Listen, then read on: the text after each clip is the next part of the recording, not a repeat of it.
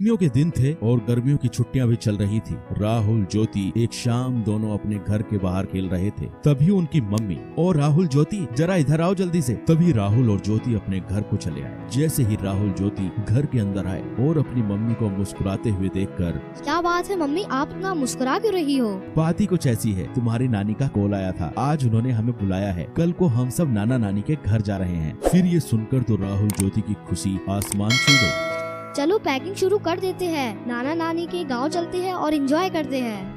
फिर क्या, दूसरे दिन सुबह सब लोग जल्दी नाना नानी के गांव के लिए निकल पड़े। राहुल ज्योति का नानी का घर काफी खूबसूरत और छोटा सा गांव था, जहां सब खेती बाड़ी करते थे और प्यार से रहते थे। राहुल ज्योति जैसे ही नाना नानी के घर पहुंचे तो उनके स्वागत के लिए नाना नानी तैयार खड़े थे। राहुल ज्योति को नाना नानी बोले, राहुल ज्योति आ जाओ, हमारे पास को आ जाओ। फिर राहुल और ज्योति नाना नानी के पास जाकर उनसे लिपट गए। फिर खास नाना नानी की बनाई हुई स्वादिष्ट खाना खाकर राहुल ज्योति ने थोड़ी देर आराम किया और फिर दोनों अपने नाना नानी हाल का मजा लूटने के लिए तैयार हो गए। ये लो, तुम दोनों के लिए मैंने खास इमली का रस बनाया है, इसे जल्दी से पी लो, इसे गर्मी में पिया जाता है। नानी की बनाई हुई इमली का रस पीकर तो राहुल ज्योति एकदम तरोताजा हो गए। फिर नानी जी ने आम के पेड़ पर एक बड़ा सा झूला टांगा। राहुल ज्योति झूले पर बैठ गए और झूला झूलते झूलते हवा में बातें करने लग गए और फिर नाना जी के साथ घूमने चले गए और फिर रात हो गई। फिर राहुल ज्योति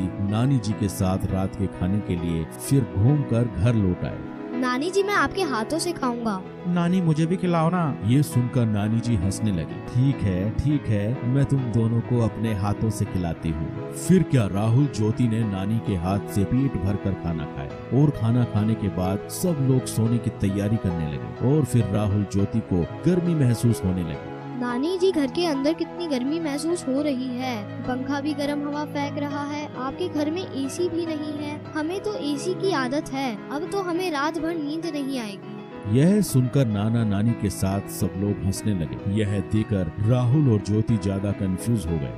आप सब हंस क्यों रहे हो? हमने कुछ गलत कह दिया क्या? ना बेटा ना, तुमने कुछ गलत नहीं कहा। छोटा सा तो हमारा गांव है, हमारे पास एसी कैसे होगा बेटा, लेकिन हमारे पास एक ऐसा एसी जरूर है जो तुम्हारे शहर में नहीं होगा। नानी जी ने फिर जाकर छत पर गद्दे बिछाए और सोने लगे। नानी, हम भी आपके पास सोएंगे। हाँ, तुम दोनों मेरे पास सो जाओ, आओ सो जाओ। फिर क्या, खुले आसमान के नीचे थोड़ी हवा में राहुल और ज्योति आराम से नानी के पास सो गए और नानी से कहानियां सुनते सुनते दोनों को प्यारी नींद